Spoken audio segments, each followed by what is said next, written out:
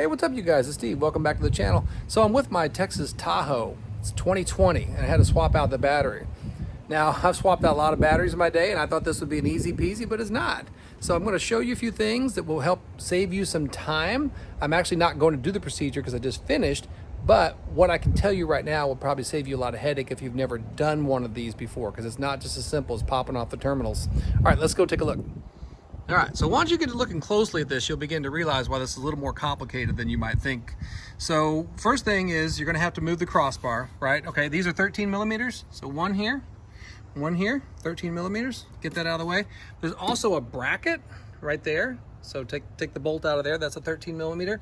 Also, you're gonna find that when you're doing this, it actually kind of makes it easier if you just go ahead and take it all the way out. So let me see, way down at the bottom of this bracket, there's a I can't get it in the picture, but there's another 13 down there at the bottom. So, and then you just take this, so you take the crossbar out, take this little vertical bracket out, and let's see. Okay, so once you move those things, then you want to go ahead and loosen the negative terminal, get it out of the way, and then open up and loosen the positive terminal. You don't necessarily have to get it out of the way, but just loosen it. All right, and then take your black terminal and just kind of tuck it. It's got a lot of play in it, so you can tuck it way back here. All right, now at this point, there's also a little retainer. Let's see if I can show you. There it is, right there. Right there. This is another 13 millimeter. That's what holds the battery in place. So it's like on top of a little shoe that like pushes against the body of the battery. And then, so you'll need to take that out. All right, now once you've done all that, there's this piece right here. It's like this whole module thing that sits on top.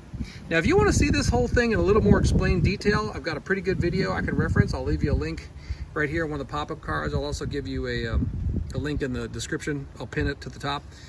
But in that video, and I really appreciate the video he did because it saved me a lot of headache, but in his video, what he did is he opened this thing up and he took all these terminals off. What I was able to do is I was able to actually kind of pop this thing free. There's like a little clip on the side, and I was able to take the whole thing and push it off to the side, and then I'll insert a picture here for you where I basically just used a bungee cord to hold it out of the way as I was working on this. Now, once you do that, you've taken off the retainer shoe, you go ahead and, you've got your hot terminals off, your negative terminals off, is that in order to get that battery out of there, you're gonna have to spin it. You're gonna have to tumble it.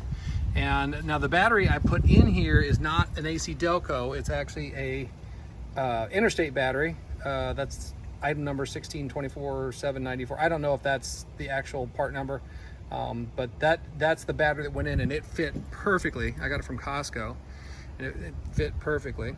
And but again, when I put it in, I had to put it on its side first to get it in there, and then turn it right side up to where I could do the terminals. The problem is that this retainer, what is this, the radiator water, I think?